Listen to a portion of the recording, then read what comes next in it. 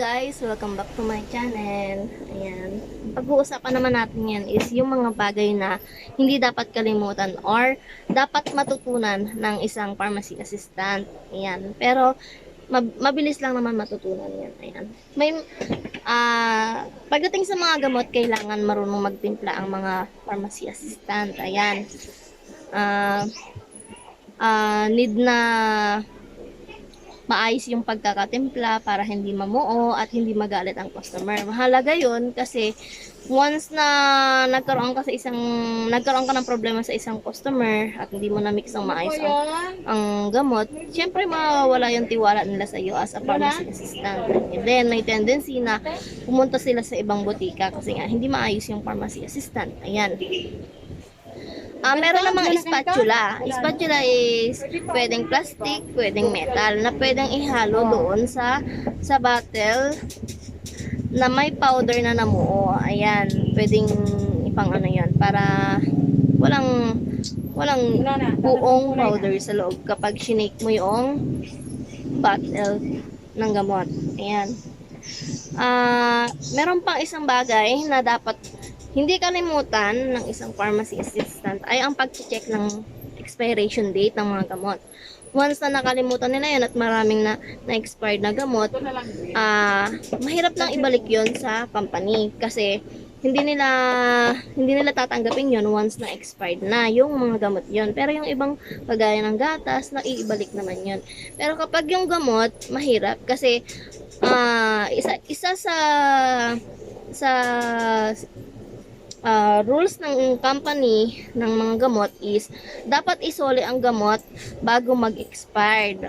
A year before mag-expired. Ayan. Kailangan ng Xerox copy ng resibo nung resibo kung saan nakalagay yung gamot, date ng expiration date at yung date na i-deliver. Ayan. As a proof na sa kanila talaga in-order yung gamot na yon. Pangatlo is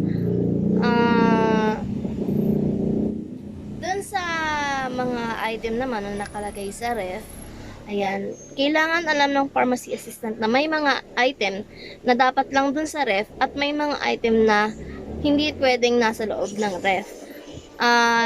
Yung ref na ginagamit natin sa bahay is different dapat sa ref na para sa mga gamot na nandito sa loob ng butika. Ayan. Kung halimbawa, dito na rin natutulog. Dito na kasi kami natutulog. Yung ref is dapat sa mga gamot lang. Once na nakitaan ng mama, ano nga nagpupunta dito? Yung DA? Oo, mga member ng BIPAD. Ayan, yung pala. DA ang nasabi ko. Passport lang. BIPAD. BIPAD pala. Ayan, yung mga member ng BIPAD, once na nagpunta dito at nakita na may ibang item na nakalagay sa ref, isang violation yon na pwedeng mag-cause ng penalty. Ayan. Pero kami, no choice kami, ayan, dito na kami natutulog. Hindi na namin, syempre, naiiwasan na maglagay ng item na dapat hindi ilagay sa ref. Pero, ang desired po is dapat walang item na kagaya ng mga juice, gulay, isda, bawal yan sa loob ng ref. Yung juice naman is dapat Gatorade lang, yan, mga ganyan. Kasi dapat kung magbebenta ng juice, naka-separate naman dun sa mga gamot. Ayan.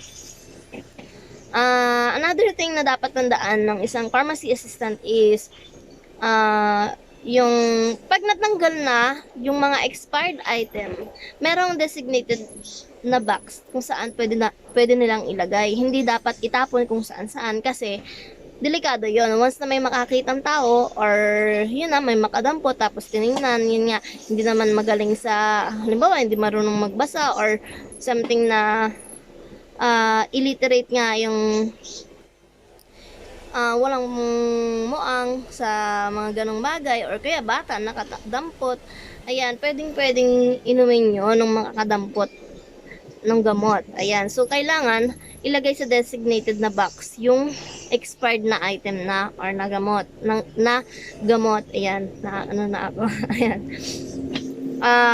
Ang isa pa dyan is na dapat tandaan ng pharmacy assistant is yung mga gamot gaya ng Lanoxin, yung ibang item na hindi pwedeng maarawan, kailangan hindi po ilagay dun sa istante na mabilis maarawan. So dapat nakatago 'yun kasi yung potency ng gamot is nawawala. Ayun. Ito pa. Yung mga gamot na example, yung mga pang-ulcer na gamot. Ayan.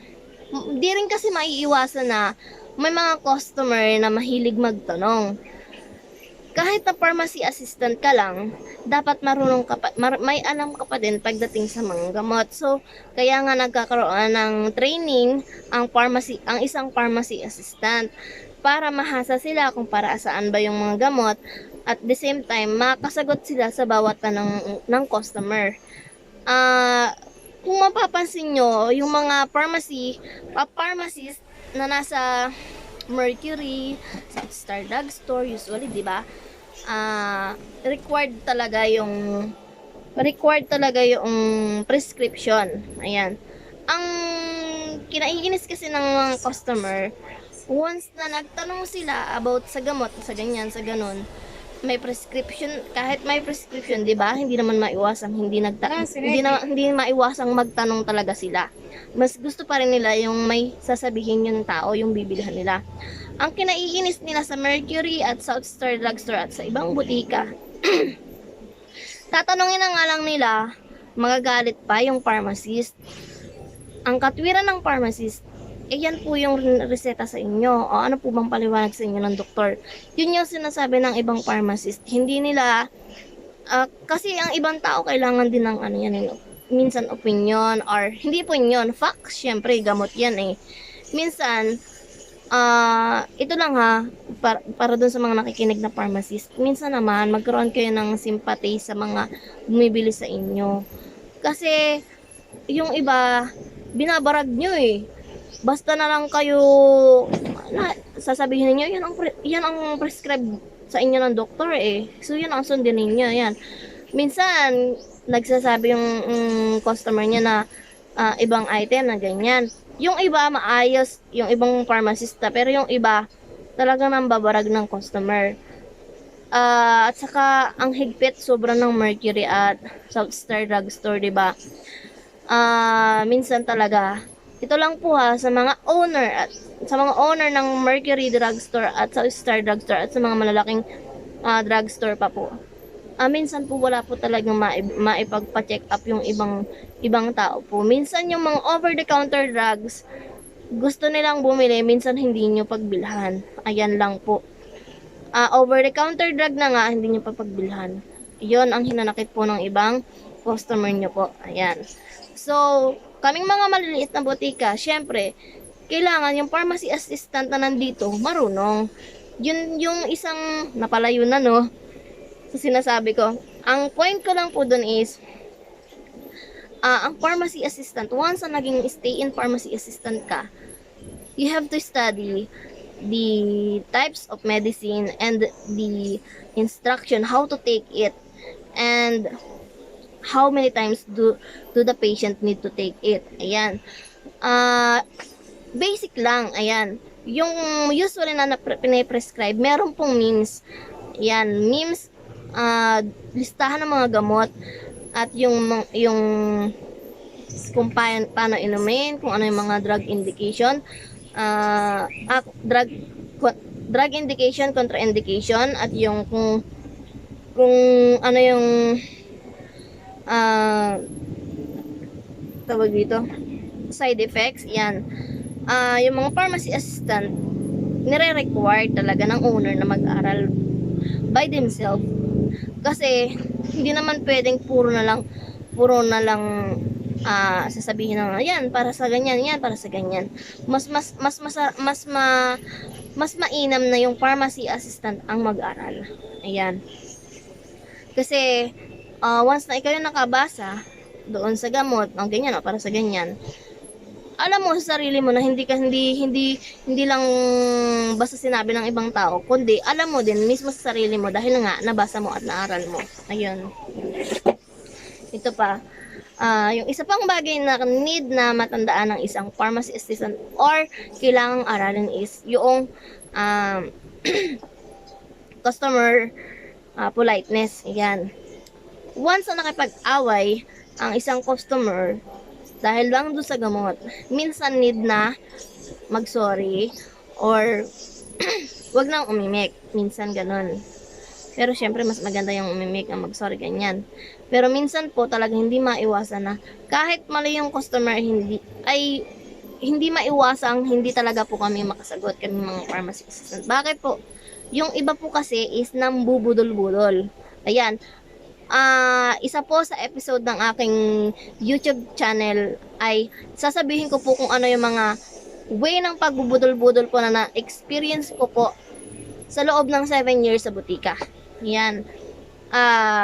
Ang dalas, sobrang dami. Sobrang daming beses na nakikipag-away ako sa ibang customer kasi budol-budol. Ayan. Yung iba nagsasabi na mali yung sukli, pero tama, pinapalitan lang.